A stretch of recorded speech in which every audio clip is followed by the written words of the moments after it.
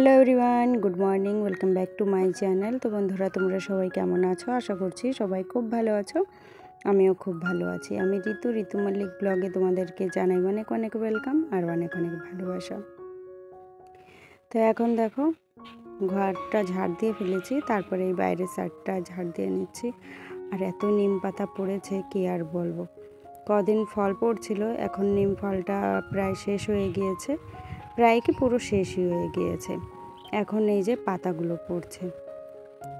সকালবেলায় একবার ঝাড় দিলে হয় না, অনেক কয়বার এরকম পাতা পড়ে থাকে, অনেক কয়বারই ঝাড় দিতে হয়।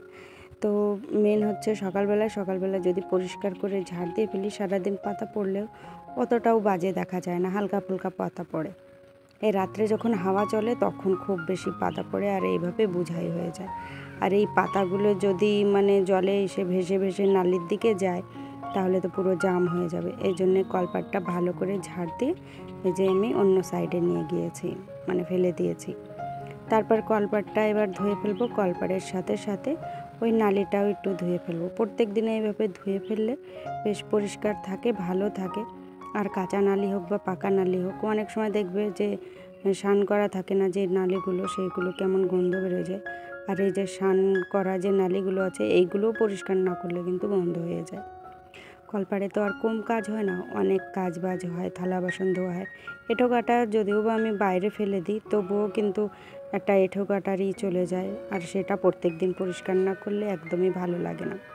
বাবা তো সব সময় বকাবকি করে যে কী করিস, সব সময় দেখি সব সময় ঝাড়ু নিয়ে কিছু না কিছু করতেই আছিস, এরকম বলতে থাকে। তা আমার একদম ভালো লাগে না। আর আসলে এই জায়গায় এত মাছি কি আর বলবো, আর এগুলো পরিষ্কার করে যদি না রাখি আরও মনে হয় মাছি বেশি বেড়ে যায়। তো আমাদেরও ওখান থেকে কি বলতো, এই সাইডটা উত্তরপ্রদেশে একটু নোংরাটা বেশিই আছে।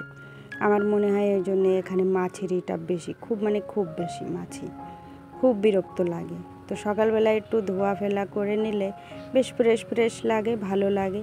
আর যেহেতু সকালবেলায় নালি ধুই, ওই জন্য স্নানটাও করে ফেলি সকাল সকাল। আর এখানে এই যে কিছু জামা কাপড় ভেজানো রয়েছে, বাবার জামা কাপড় ভিজিয়ে দিয়েছি, আর বাবার বিছানার সমস্ত কিছু ভিজিয়ে দিয়েছি। হয়তো অনেক দিন হয়ে গিয়েছে কাচা ধোয়া হয় না, তো ভাবলাম চলো আজকে ভালো করে পরিষ্কার করে ধুয়ে ফেলি। ধোয়া কাচার পর স্নান করে একদম চলে এসেছি রান্না করতে, একদম না, সরি এর আগে একটু চা করে খেয়েছি। আমি আর ওই বুনু চা খেয়ে নিয়েছি, বুনু তো চলে গিয়েছে ডিউটিতে, আর আমি এই যে রান্না বসিয়ে দিচ্ছি।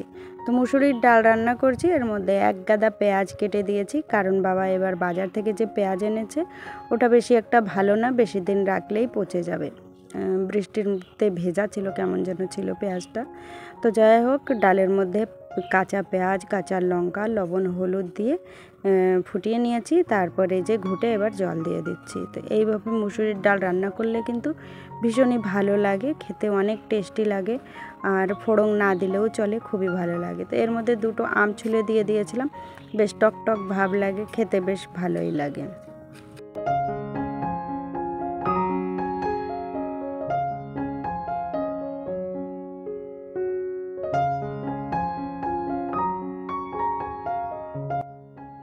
যাই হোক, ডাল রান্না কমপ্লিট হয়ে গিয়েছে। ওই হাঁড়িতেই এখন আমি ভাত বসিয়ে দিচ্ছি, আর এই সাইডে এখন বসিয়ে দেব আমি লাউ ভাজা। তো একটা লাউ কেটে নিয়েছি, লাউটা খুবই ছোট লাউ, একদম জালি লাউ। তো সেই লাউটা ভাজা করব।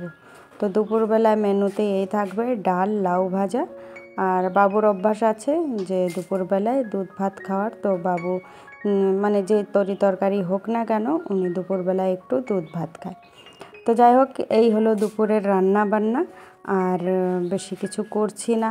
আর ওই বোন তো গিয়েছে ওই যে ডিউটিতে, তো আজকে যেহেতু সিম্পল খাবার একদম করছি, ওর জন্য আর কিছু রাখবো না। আর যেদিন একটু ভালো রান্না বান্না করি, ও কিন্তু বলে যায় যে আমি আজকে খাবো, আজকে আমার জন্য রেখে দিস। রান্না বান্না হয়ে গিয়েছে, এখন চলো থালা বাসনগুলো ধুয়ে আনি। থালা বাসন ধোয়া হয়ে গেলেই কিন্তু ঝটপট করে আমরা খাওয়া দাওয়াও করে নেব। বেশ অনেক দিন হয়ে গিয়েছে, মনে হচ্ছে কিছু ভালো মন্দ খাওয়া হয় না। তো আজকে ভাবলাম চলো সন্ধ্যার সময় একটু টিফিন করি। এখনও সন্ধ্যা লাগেনি, সব কিছু রেডি করতে করতে তো সন্ধ্যাই হয়ে যাবে। যাই হোক, এখন আমি করব ভেজিটেবল চপ। আর এই বিটটা বাবু অনেক দিন হয়ে গিয়েছে এনে রেখে দিয়েছে, কিন্তু কিছু রান্নাই করা হচ্ছিল না। তো ভাবলাম চলো ভেজিটেবল চপটাই করি। আর বেশ কয়েকদিন ধরেই ভাবছিলাম, কিন্তু আর হয়ে আসছিল না। তো ফাইনালি আজকে এই যে ভেজিটেবল চপ করছি। আর আমি বুনু খেয়ে নেব, আর বাবার জন্য একটু রেখে দেব, দেখি বাবা খায় নাকি। আসলে বাবু না ভাজা পোড়া জিনিস খেতে চায় না। তো ভেজিটেবল চপটা তৈরি হয়ে গিয়েছে, এখন আমি চা দিয়ে খেয়ে নিচ্ছি। আর বাবুর জন্য এক পিস রেখে দিয়েছি, মানে মনে মনে একটু সন্দেহ আছে খায় কি না খায়।